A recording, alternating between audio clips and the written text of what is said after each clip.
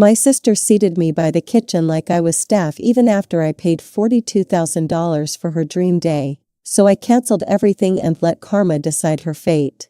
"Hi, I'm Shanda at my sister's wedding." She sat me by the kitchen. No place card, no thank you. Just the smell of used plates and people talking around me like I wasn't there.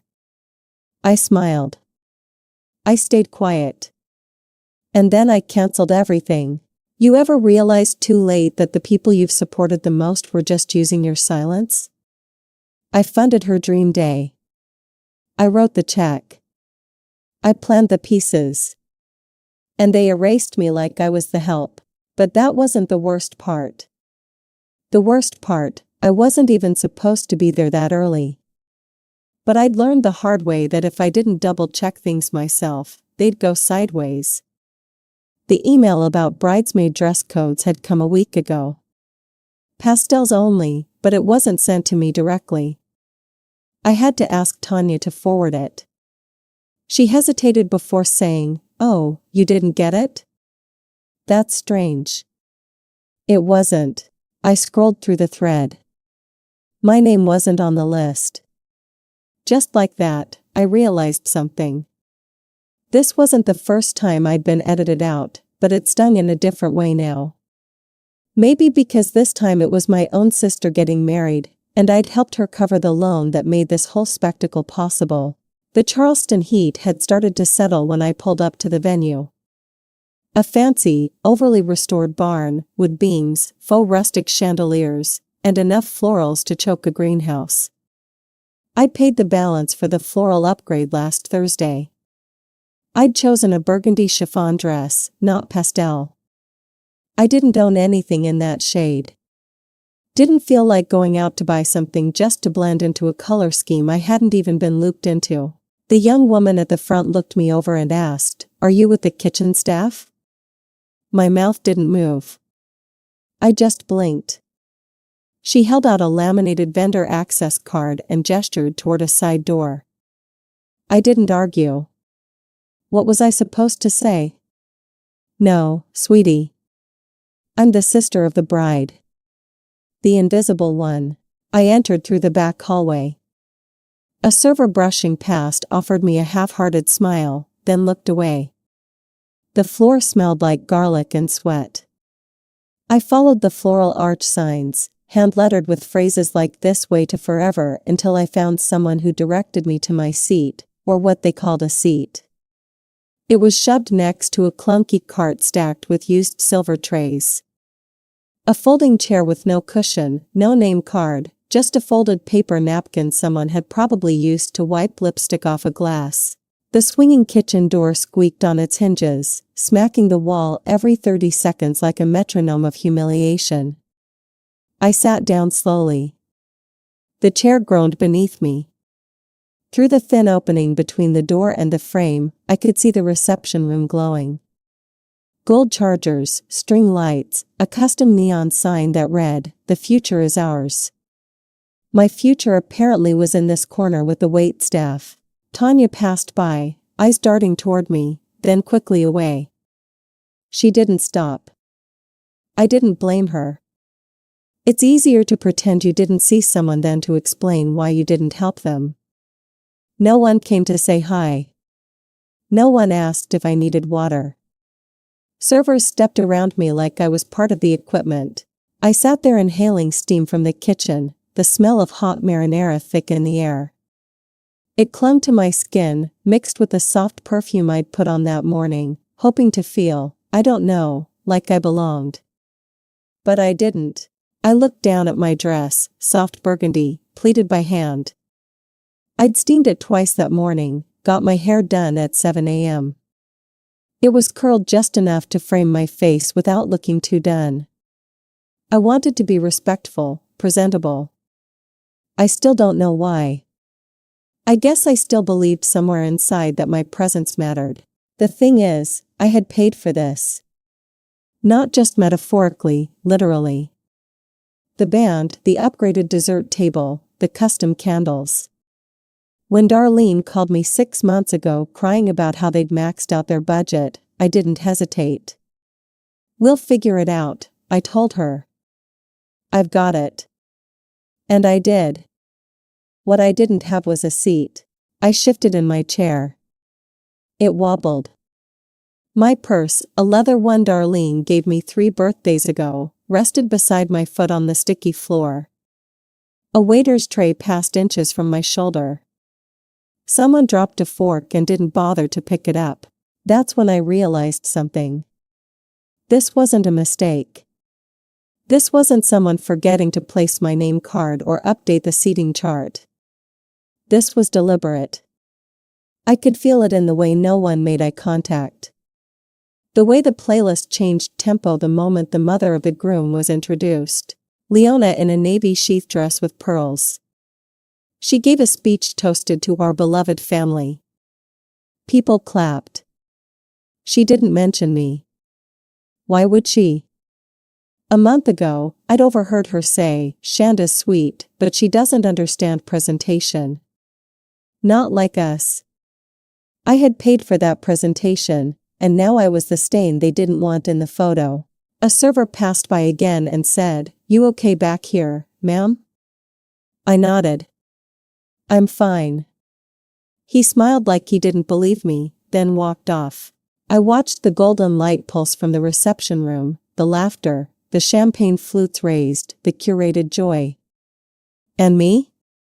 I was the ghost behind the kitchen door. I reached into my purse and grabbed a tissue, dabbed the corner of my eye. Not because I was crying, but because the heat was making my eyeliner sting. Then I sat straighter. Let the moment soak. Let the air fill with meaning. And I whispered, noted. The clinking of glasses from the reception room faded as the kitchen door swung shut behind another waiter. I sat still, lips pressed together, letting the heat settle into my bones. I'd been here before, just not physically. Emotionally, I'd known this corner. This kind of eraser didn't come all at once. It was small, precise, like a slow deletion. You start with a name off an email, and before long, you're a ghost in your own story. The day before during the rehearsal dinner, I'd worn navy. Classic, simple. I showed up early again because someone had to make sure the wine delivery was signed for. That someone had always been me. I didn't do it for thanks anymore. I did it because it would fall apart if I didn't. Darlene smiled when she saw me. One of those tight curated expressions meant to look grateful, but rehearsed. "You're amazing, Sean." Seriously. She gave me a half hug before turning to greet Leona, who arrived 15 minutes late and somehow still took center stage. I'd written a short speech for the rehearsal dinner. It wasn't long, just a few words about growing up with Darlene, how she used to make sock puppets and pretend we were co-hosting a talk show. How she'd sing off-key in the car but never stopped performing. I kept it light, sentimental, sure, but not sappy. When I told her about it 3 weeks ago, she tilted her head and said, maybe let's keep everything tight and aesthetic. You know, we've got a pretty packed timeline." I should have known right then. The very next day, an updated itinerary went out, this time from Leona's personal assistant. No mention of my speech, no slot for it, not even a line that said TBD. I didn't push, didn't ask. That silence was sharp enough. Royce, her fiancé, didn't even blink when I brought it up. Just nodded and said, "It's going to be a beautiful night. Let's not overcomplicate it." Tanya looked like she wanted to say something, but sipped her mimosa instead. I told myself it wasn't a big deal, that they were probably just trying to streamline the evening. But that was the second cut. The first might have been when Norma, one of the venue staff, leaned in during setup and whispered, "Leona's finalizing the seating again. She's going for that Napa Valley vibe. You know how she is."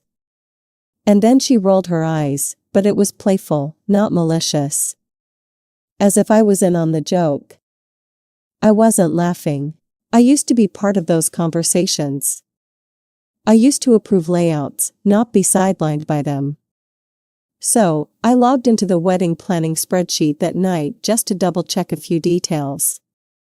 Access denied. I tried again. No dice. The document I'd built from scratch that I updated with every vendor contract, every floral adjustment, every invoice and deposit was now marked Leona Events Private Access. She'd literally taken my work and rebranded it. My contact list, the one I used to manage band schedules, gluten-free orders, even the damn valet instructions, gone. When I texted about it, Darlene replied, "Oh, sorry. I thought Leona CC'd you. She's streamlining now. Less cooks in the kitchen, huh?" With a winking emoji. I didn't answer. That night, I checked the email thread about the rehearsal dinner location. I had placed the deposit, booked the room, selected the wine pairings, but somehow the final confirmation didn't include me, just Leona and her assistant. And my name wasn't listed on the staff contact sheet either. They'd made new lanyards. Mine wasn't among them. It wasn't oversight anymore. It was extraction. At the dinner, I was seated at the edge of the room near a window with no view. The air conditioner blew directly on my shoulder. I kept a cardigan folded over my lap, unsure if I wanted warmth or just something to fidget with. Leona took the microphone at dessert. She stood at the center of the room, her voice smooth and crisp like she was announcing an Oscar winner. This wedding would not have been possible without the support of so many. Truly, we are blessed. She thanked the venue, the photographer, the calligrapher, the DJ. Then she said, and of course to the family, Darlene's wonderful friends and our circle who made this a dream. She lifted her glass. People clinked. Darlene beamed. I stared down at my untouched wine. No one mentioned the woman who paid for the 5-tier cake or the woman who negotiated the dance floor upgrade or the woman who filled in all the budget gaps while her sister called the shots and someone else cashed the credit. I wasn't forgotten. I'd been deleted, and I finally believed it. They'd cut me out piece by piece, like trimming a photo until I no longer fit the frame. And yet, I was still standing there, quiet, polite, swallowing the silence they handed me like it was dessert. But something shifted when Leona said, "This dream come true." Because it wasn't my dream, and it wasn't theirs either. Not entirely. It was mine. Funded by my sacrifices, executed by my effort, and now paraded without my presence. I looked around the room one last time, smiles everywhere, curated, polished. I thought, you erased me, so don't flinch when I start disappearing. The next day rolled in with a sky the color of dishwater and a kind of humidity that made even silk feel heavy. I sat alone in the hotel room for a few minutes longer than I should have. I dressed, did my makeup, fixed the hem on my dress again. Burgundy, same as yesterday. The one shade that didn't fit their curated pastel palette. I wore it again on purpose. I checked my phone. One new message from Tanya. "Hey, so sorry, Sean. They said only the bridal team can be backstage. Maybe just wait outside." Bridal team, not family, not sister, just team, like a cast. And I was no longer on the call sheet. I headed to the venue early again, hoping I'd at least get a moment with Darlene before the ceremony started. She and I hadn't talked since that odd smile she gave me at the rehearsal. Not that she reached out, not even a thanks again for making all this happen. When I got to the prep room, the door was shut. There was no knock, no greeting, just the muffled sounds of curling irons hissing, someone laughing, and the occasional flash from a camera through the frosted glass. I lingered a moment too long, waiting for someone to notice I was there. No one did. Inside, Leona was mid-touch-up.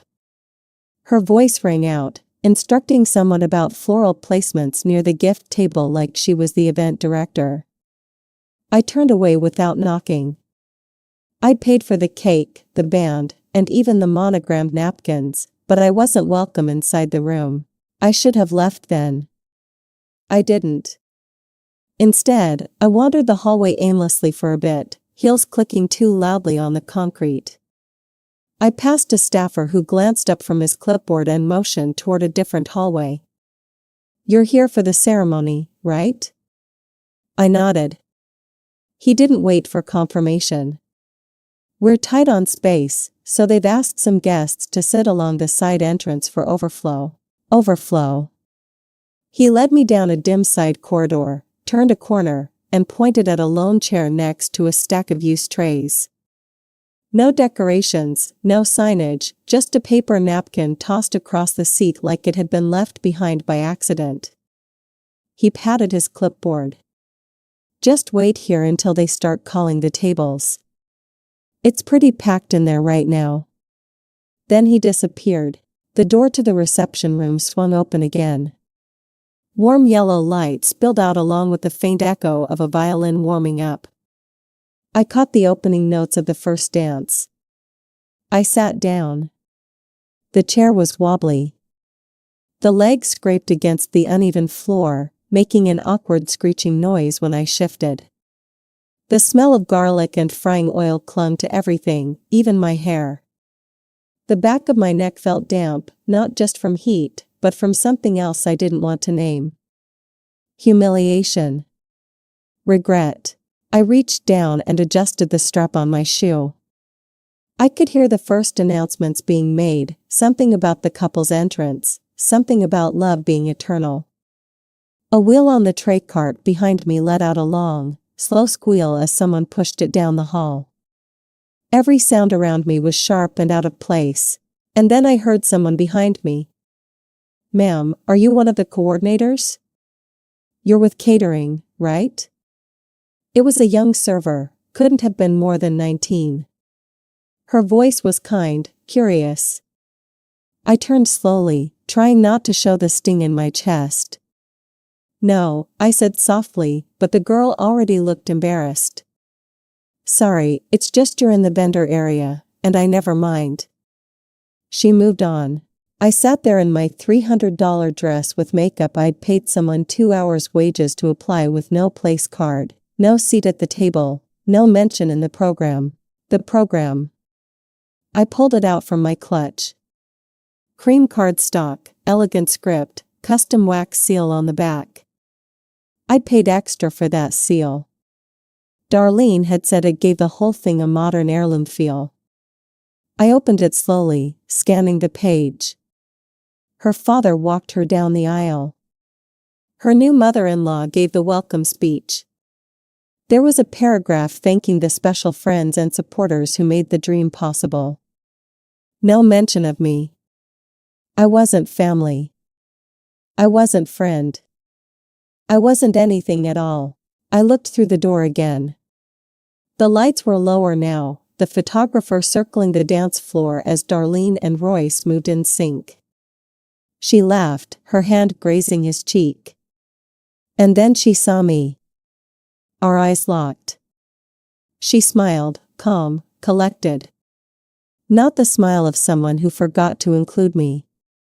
The smile of someone who planned not to. She turned away before I could react. I looked down at the program in my lap again. My hands were steady now, but not cold, just clear. I folded the paper in half slowly, neatly. Then I folded it again, set it down beside my purse, and whispered to no one, so this is where I stopped clapping. The clapping roared just beyond the kitchen door. I could hear the metal mic screech slightly. Then Royce's voice filled the room like he was emceeing a pageant. He was thanking everyone, his parents, Darlene's parents, Leona, the organizing rock who made this day look and feel like magic, he said. People hooped, cheered. I heard Tanya laugh faintly in the background. Then came Darlene's dad. His voice was warm, folksy. When my little girl said she wanted a fairy tale, we never imagined something this beautiful. A pause. And thanks to the many hands that made this day happen. Many hands. I wasn't one of them. I stayed still in my chair, fingers lightly touching the edge of the program I'd folded earlier. It rested beside me like a discarded napkin, neat, tucked, and ignored. Not one name, not one nod, and certainly not mine. I was the one who made the down payment on the venue. I paid for the lighting. I negotiated with the band twice after they tried to increase their rates last minute. I Venmo'd the florist a $3,000 deposit 3 months ago, but tonight I was sitting behind a tray of used forks and a bucket of kitchen towels. I turned on my phone. The glow lit up my lap. I pulled open my inbox and typed in receipt. The search returned dozens of hits. I scrolled through the digital proof of my presence. Band $5,200. Venue $12,000. Florals $3,400. Catering deposit $9,800.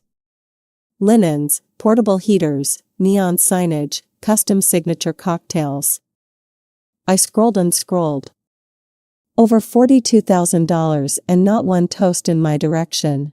I remembered Darlene's voice in my head, syrupy and rehearsed. "You'll cover this last upgrade, right?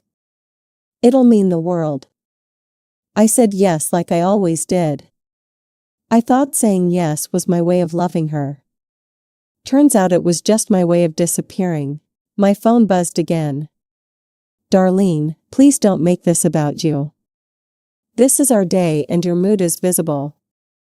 Then another. "Leona, you're being petty. If you ruin this, that's on you." The gall, the arrogance. I stared at the screen. The text sat there, blue bubbles against white space like bruises waiting to spread. I didn't text back, didn't even blink.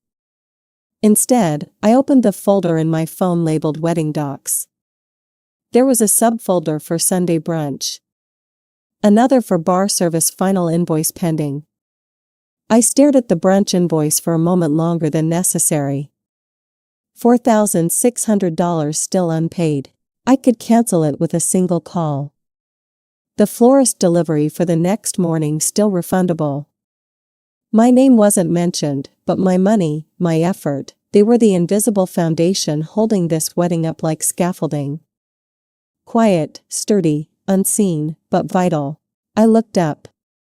Someone wheeled by with another tray of champagne glasses. The server didn't see me. I could have disappeared right then and no one would have noticed. Not really. And then I remembered something else. 3 weeks ago, I caught Royce at the coffee shop near my house reviewing layout notes with Leona. Not Darlene, not me. When I walked up, he flinched. "Oh, hey, Sean. We were just finalizing details Darlene's too busy for." And Leona didn't look up. She just said, "Some people contribute better from the sidelines." That's when it started. The shift, that invisible shove from the center of the room to the edge of the frame. A repositioning, a subtle exile. Now I looked around the hallway. Concrete floor, yellowing paint, the sound of silverware clinking just a wall away. And suddenly the silence wasn't humiliating anymore. It was revealing. This wasn't my wedding, but it had been my investment. And now they wanted my silence, too. I closed my email, switched over to the banking app, and hovered over the brunch payment. The words "pending confirmation" blinked slowly, rhythmically, like a countdown. They erased me so easily. Maybe it was time I erased something of my own. A slow breath. I put the phone down on my lap. Didn't text back. Didn't cry. Didn't flinch. I just stared at that pending brunch invoice and thought, I paid to be erased. Let's see how they react when I vanish myself. Back in my hotel room, the world felt padded, soft, like everything was muffled by a layer of invisible cotton. I hadn't taken off my dress. Burgundy chiffon clung to my legs as I sat on the edge of the bed, shoes still on, makeup still perfect. The silence in the room wasn't comforting. It was surgical. I reached into my bag, pulled out my laptop, and powered it up. The glow of the screen was the only light in the room, casting blue shadows across the comforter. I opened the master wedding budget spreadsheet. Line by line, I went through it. I'd organized everything. Deposits, final payments, backup vendors, contingency fees. I knew every entry because I wrote them, but now there were new additions. A second tasting session at a vineyard in Asheville, a luxury rehearsal upgrade at the hotel bar. I hadn't approved those. I scrolled to the far right column where the payment sources were logged. My name, my card. I clicked open my Venmo. One message floated to the top from Darlene to the wedding planner. His sister's covering everything. Go big. I stared at it, fingers hovering over the keyboard. Not my sister. Not even Shanda. Just his sister. Like I was a tool, a placeholder, a credit line with legs. This wasn't negligence. This was theft wrapped in glitter. The pain didn't land all at once. It came in dull waves like a slow storm building offshore. I shut the laptop, set it on the side table. I didn't trust my hands to stay steady. I stood up, took 3 slow steps to the drawer of the nightstand, and opened it. There it was, a red folder. I'd brought it from home weeks ago, meaning to finally read what was inside. My father's letter. He'd written it before he passed, but I'd never opened it. I think part of me was afraid. Afraid he'd explain the kind of man he really was. Or maybe afraid I wouldn't like the truth. Tonight, I wanted to know. My finger slid under the flap. The paper inside had yellowed slightly. I sat back down and unfolded it. The handwriting was unmistakably his. Large, sharp, deliberate. Shanda, there's something I need to tell you before I go. Darlene isn't biologically yours. Her mother left her with me when she was an infant. I never told you. I didn't think I needed to. But I see now that truth has a way of showing up anyway. Love, Dad. I didn't cry. I didn't gasp or drop the letter dramatically like someone in a movie. I just sat staring at the ceiling fan, letting the hum fill the gaps between his words. Then I whispered to no one, then why did I stay? Why did I let them use me for years? I paid for Darlene's first car. I paid for half her college tuition when Dad's savings ran out. I let her sleep in my bed after her first divorce. I helped her draft the apology letter to her first fiancé. And I always assumed we were blood sisters. Even when it didn't feel mutual, I convinced myself that love didn't need to be matched to be real. But now I knew the truth. I wasn't her sister. I was her shadow. I looked at the bedside lamp. Its buzz was loud in the quiet, a mosquito of sound that made it impossible to forget I was alone. I grabbed my phone again, opened Instagram. There it was, the official wedding photo posted just 20 minutes ago. Captioned, couldn't have asked for a more beautiful day. Special thanks to our matron of honor, Eliona, for making the magic happen. My jaw clenched. Leona. Matron of honor. She wasn't even blood. She wasn't a sister. She wasn't there for Darlene in 2009 when she spiraled after the DUI. She wasn't there when Darlene almost lost her job at the design firm for plagiarizing a client's Pinterest board. I was. And now Leona wore the crown. I was listed nowhere, not even in the background. I thought back to the hours I spent scrolling Etsy, hunting down affordable floral backdrops. I remembered the time I drove to Charlotte in the rain to pick up the personalized signage after the courier failed. And now I wasn't even a footnote. I sat back, let the phone rest on my stomach. This wasn't about revenge anymore. It was about reclamation. My name, my time, my money, my silence. All of it had been handed out freely like confetti. No more. I opened my email, typed 3 short messages, each one colder than the last. I didn't reread them. I didn't need to. Then I opened the wedding brunch invoice again. Still unpaid. I stared at it. Didn't blink. Didn't smile. Just felt the clarity wash over me like a tide coming in slow. I wasn't going to scream. I didn't need to. They'd feel it when the music stopped. I didn't sleep. Not really. I must have dozed off sometime past midnight. Still dressed. Still buzzing from everything I refused to say. But by 5:30 a.m., my eyes opened to the thin silver blue of morning light slicing through the blackout curtains. The wedding was over. But the story was just beginning to turn. The silence in my hotel room wasn't hollow anymore. It had edges, purpose.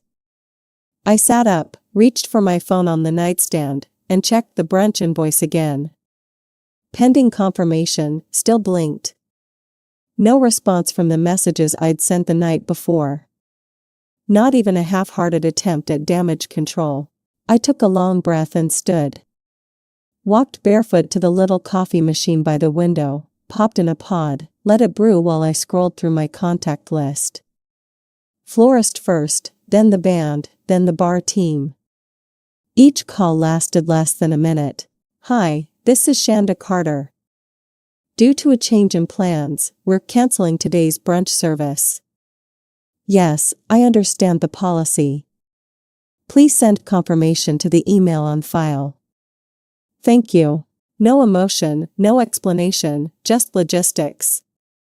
The final call ended with a simple noted, and I turned my phone off, not silent in surrender, silent in power. By the time the coffee cooled enough to sip, I had already checked out online, packed my bag, folded my dress into its garment bag without a second glance. I didn't need to look back at it again. That dress was a chapter that didn't deserve a reread. I left the hotel by 7 a.m., drove the hour back to my town just outside Charleston, and pulled into my driveway. The front hedges needed trimming. A package sat on the porch.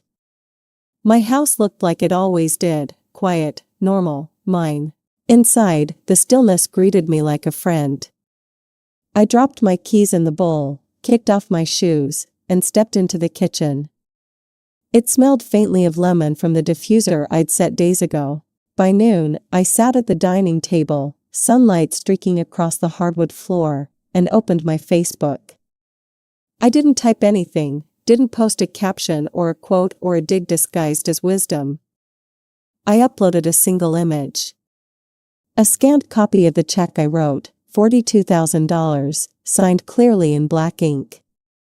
The memo line said, wedding deposits, and I hit post. That was it. By 12:47 p.m., there were already 18 comments. Wait, I thought Leona paid for everything. Hold on. Why would she cover that much? Shanda, was she even there? By 1:15 p.m., my cousin Tanya texted. Tanya, this is blowing up. People are talking. I didn't reply. I opened my fridge, pulled out a bundle of asparagus, a lemon, and a small piece of salmon, set a pot of water to boil, turned on Coltrane. The jazz played low while I moved through the kitchen like it was mine again. Because it always had been. I sliced, sautéed, stirred, lit a small candle just because I wanted to. And when I finally sat down to eat, it was the first meal in months I'd cooked for me. No planning around someone else's tastes. No plating for Instagram. Just comfort, heat, salt, and honesty. I looked at the blank wall in the hallway. It used to hold a gallery of family photos. Darlene's wedding invites, my dad's army picture, our beach trip when I turned 30. All gone now, taken down the night before the wedding. It didn't feel empty. It felt earned. Peace earned through truth. By 7 p.m., I had washed every dish, wiped down the counters, and folded the dish towel over the sink edge. Then, just as I reached to turn off the light, the doorbell rang. I froze. One long chime. I didn't move. Let it ring again and again. I could see the shadow behind the frosted glass. Someone shifting, uncertain, waiting. I stepped back, leaned against the counter, and let the silence expand. Let them sit in their discomfort the way I sat in mine. The doorbell rang one last time. I didn't answer. I didn't move. Not when the doorbell rang a third time. Not when the knocking followed, short and sharp, like a warning tap before a storm. I stayed right where I was, one hand on the countertop, the other curled into the fabric of my sweater. But I knew that knock, not in the sound, but in the rhythm. It was Darlene. I walked to the front door and pulled it open before she could hit the bell again. There she stood, dressed like the wedding hadn't ended, hair perfect, lips tight, heels too high for Sunday. Royce was 2 steps behind her, expression unreadable, and to her right, Leona, cool as ever, draped in cream silk and a stare that could burn holes through granite. None of them said hi.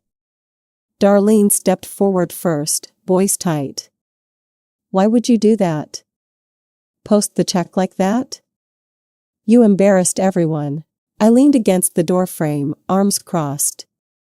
Did I? You made us look like users, she said, eyes flashing. Like we just took everything and shoved you aside. Leona scoffed from behind. You humiliated your own family, Shanda. For what? Attention? I let the silence ride out for a moment. Then I looked Darlene straight in the eye and said evenly, I'm not your family. You made that clear yesterday. That hit. Darlene blinked. Her mouth opened, but no words came. I stepped aside from the door, not to let them in, but to walk over to the hallway shelf. I reached into the drawer and pulled out the red folder I'd brought back with me from the hotel. It was already creased from being handled so many times the night before. I opened it, pulled out the letter, and held it toward her. She hesitated, took it. Her hands trembled as she read. She read it once, then again, slower. Her mouth twitched when she reached the last line. Our father's words written in blue ink years ago. Darlene isn't biologically yours.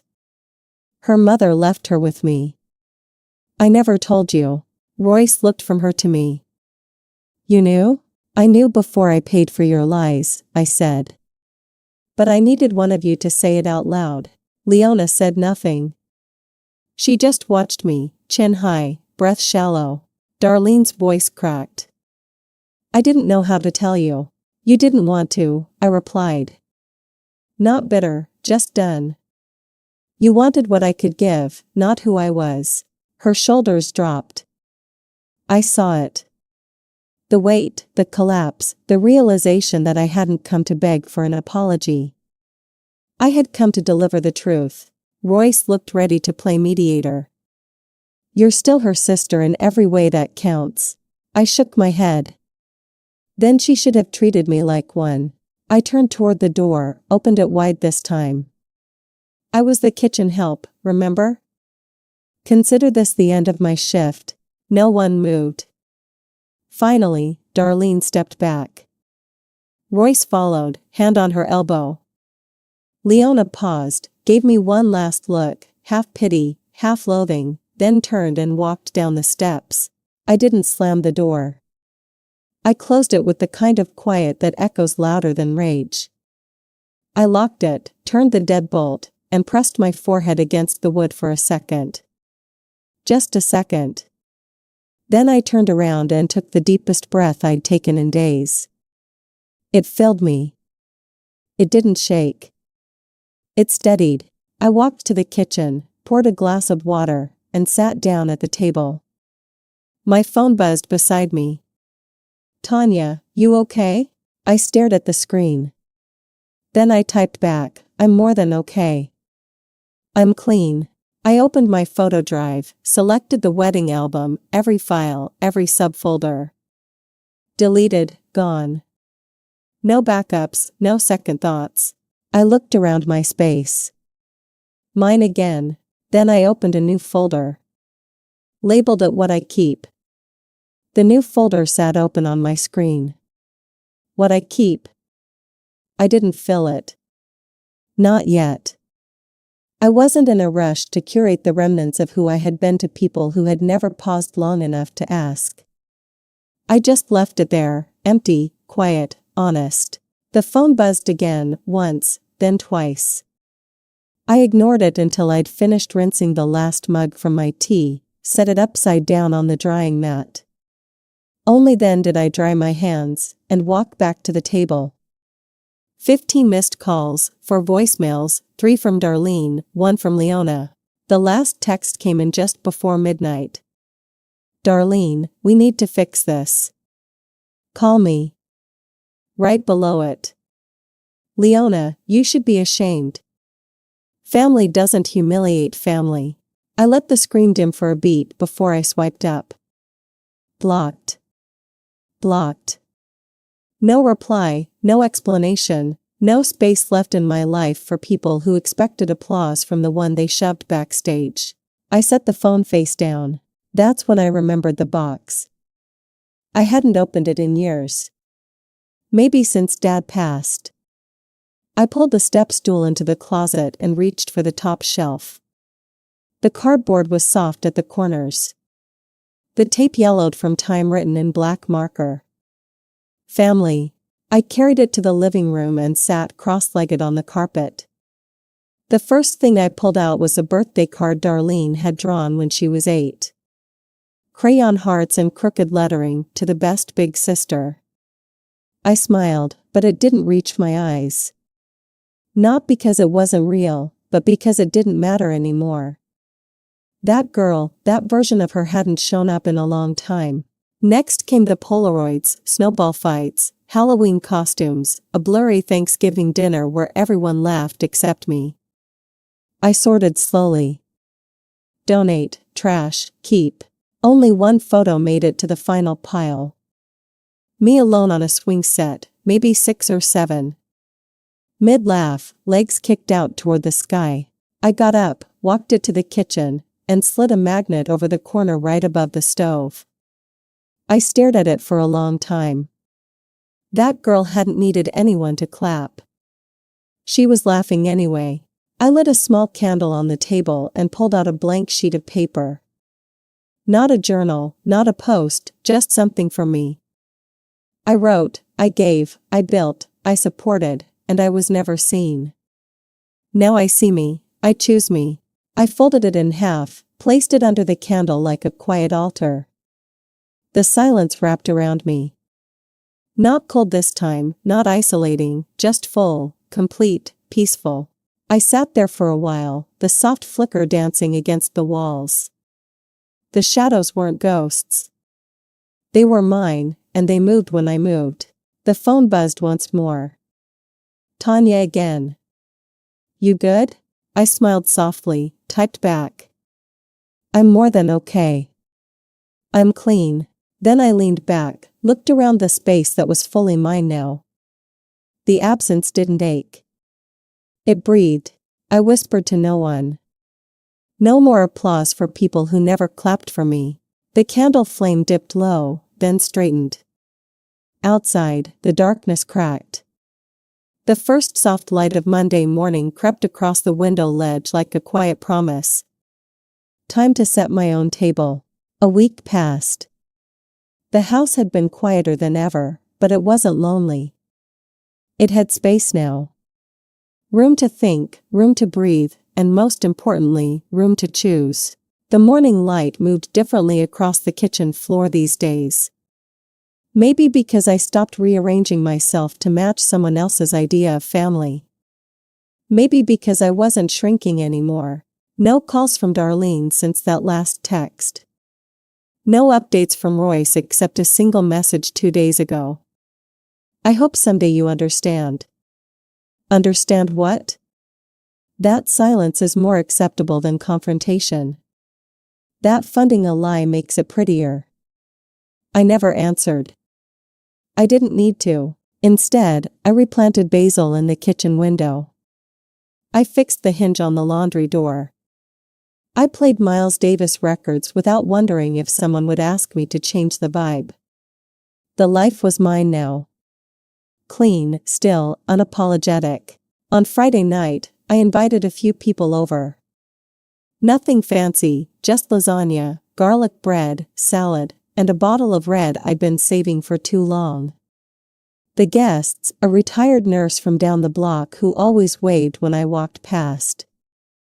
A newly divorced friend I hadn't seen in years. A couple who ran the bakery around the corner. My neighbor Jacob, who offered to help carry groceries once and never overstepped, and Tanya. Yes, Tanya. She showed up with a bottle of white and a nervous smile. "Hope I'm not overstepping," she said, stepping into the foyer like it held landmines. I just opened my arms and said, "Welcome to my real life." We sat outside under string lights I'd installed myself, the kind that didn't try too hard to be impressive. Just warm, just enough. We ate, we talked, laughed. Nobody asked for speeches. No one hovered with fake compliments. Nobody told me I was too sensitive or reading into things. When the wine glasses clinked, Jacob raised his and said, "To people who show up, even when they weren't asked to." Everyone smiled, and I raised mine, too. Not to complete the circle, but to anchor myself in it. This was what a table felt like when you weren't sitting at the edge waiting to be acknowledged. This was choosing your seat instead of begging for one.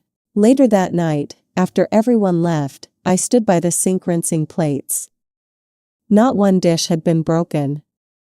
Not one word felt off. It was the first time in years I ended a dinner without checking if someone was quietly disappointed in me.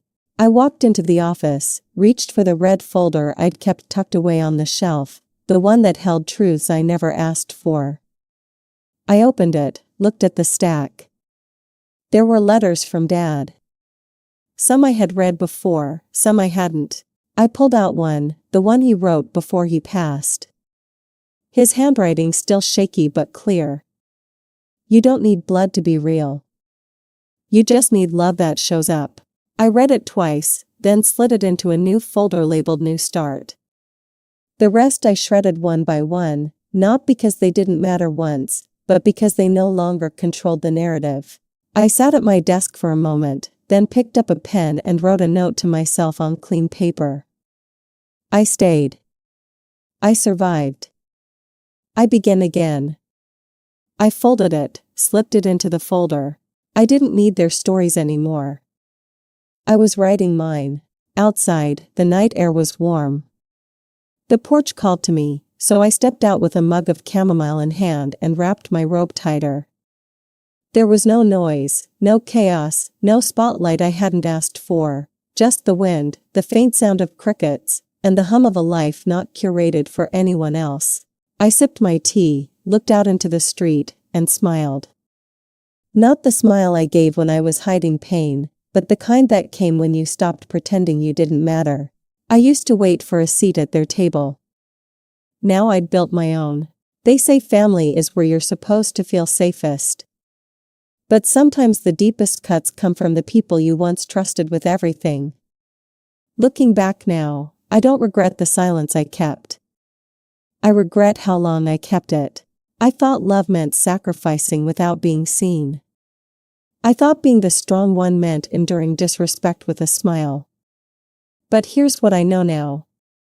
Silence is not strength if it costs you your dignity. Forgiveness doesn't mean staying where you're not valued. And family, real family, is built on truth, not blood or convenience.